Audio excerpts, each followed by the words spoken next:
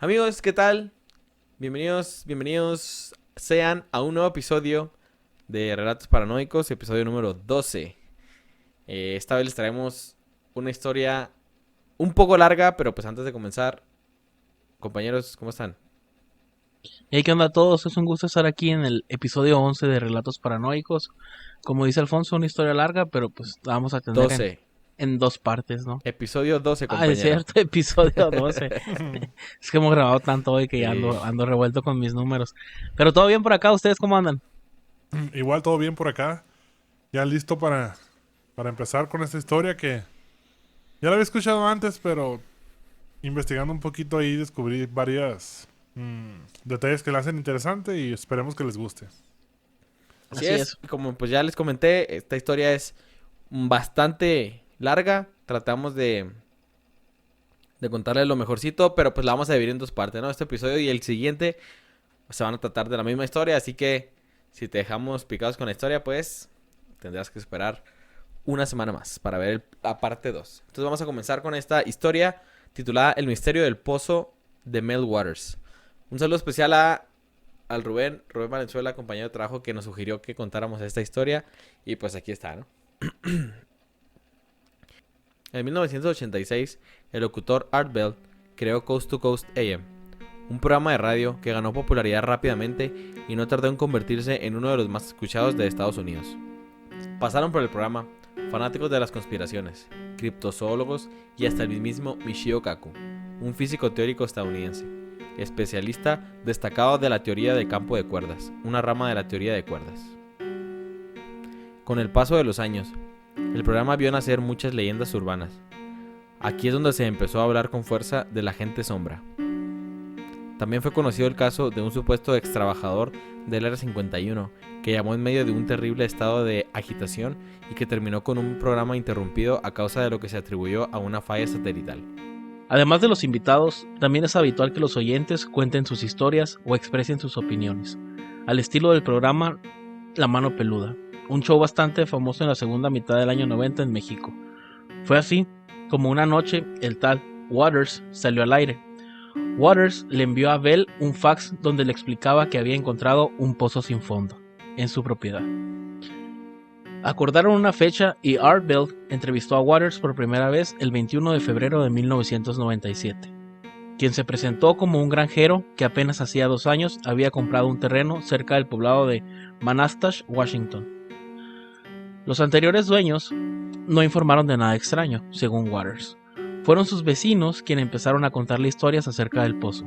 Durante años le aseguraron que habían estado vaciando sus desperdicios allá adentro, sin que éste nunca se llenara. Un vecino incluso le reveló haber arrojado una heladera que nunca llegó a tocar el fondo. Intrigado, Waters se apersonó, comenzó a experimentar y a hacer mediciones. Según él, el hoyo tenía unos 2.7 metros de diámetro. En su boca había un muro de contención hecho con piedras que se extendía dentro del pozo hasta unos 4.5 metros aproximadamente. Y después de eso, nada más era visible. Si aparentaba ser artificial, nadie sabía quién podría haberlo hecho. En realidad, según Waters, nadie recordaba un tiempo en el que el pozo no hubiese estado allí. Sus propias historias pronto se unieron a las de sus vecinos. Contó que tenía perros muy leales que lo seguían a todas partes, pero que de ninguna manera querían acercarse al pozo. Ningún animal doméstico quería pasar por allí, llegando a clavar sus patas en la tierra y empujar en dirección contraria con todas sus fuerzas para evitar el lugar. Lo escalofriante fue que uno de sus vecinos le juró a Waters que al morir uno de sus perros lo arrojó al agujero. Y un tiempo más tarde vio al mismo perro, con su collar de siempre, corriendo a lo lejos entre los árboles como si estuviese cazando a otro animal. Cada vez más intrigado, Waters contó que un conocido suyo, un ex cazador de tiburones, le sugirió que usara un sedal para caña de pescar, con algo en su extremo para intentar medir la profundidad del pozo. Waters usó un manojo de caramelos.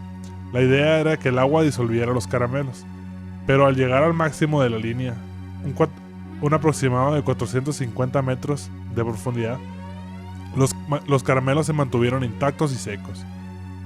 Para el siguiente experimento, Waters cuenta que llevó 24.000 metros, que son 24 kilómetros de sedal, para pescar, pacientemente uniendo extremos hasta que su provisión se agotó. A todo esto, la audiencia permanecía entre el escepticismo y la curiosidad. Pronto llegaron toda clase de sugerencias, desde usar un radar para determinar la profundidad, reclamos por la medición que se había hecho, hasta apareció alguien que propuso arrojar un gato vivo al pozo. La idea de soltar un animal dentro del pozo no convenció a Bell, pero igual se preguntó si a alguien se le había ocurrido descender voluntariamente con una cuerda para observar. Un oyente enseguida se ofreció para la misión. Waters declinó la oferta.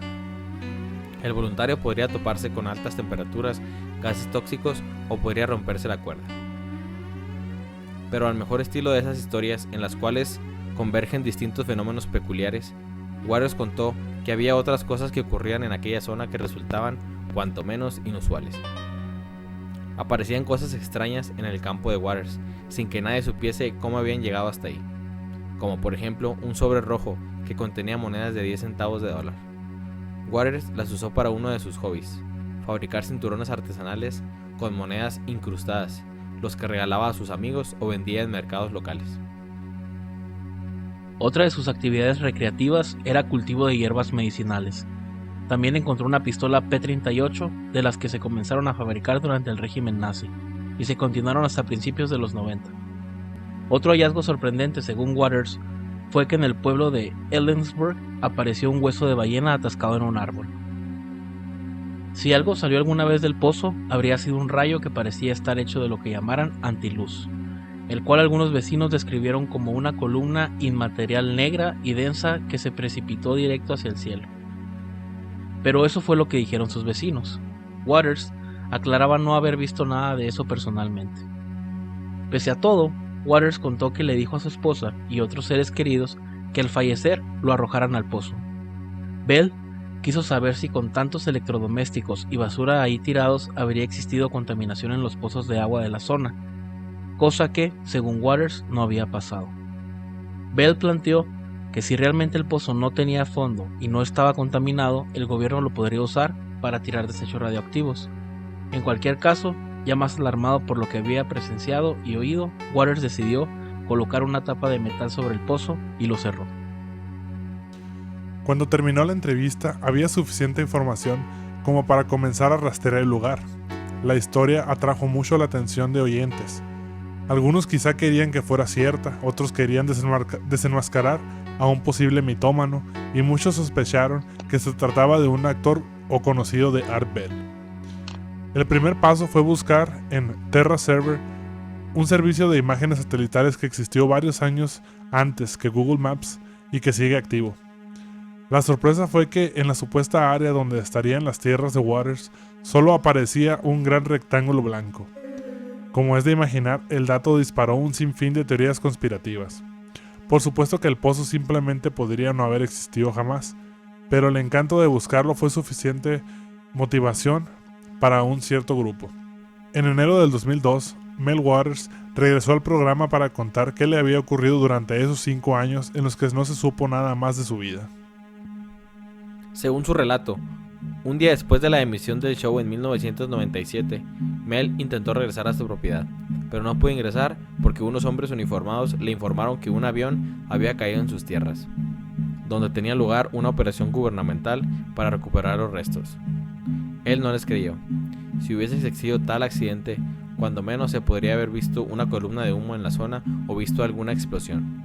Preocupado, Mel amenazó con ir a la prensa, pero ellos le aseguraron que sería muy fácil descubrir un laboratorio dedicado a la producción de drogas ilegales en su terreno con las suficientes pruebas como para enviarlo a la cárcel, ya que, como se mencionó anteriormente, Mel tenía un pasatiempo de experimentar cultivando plantas medicinales.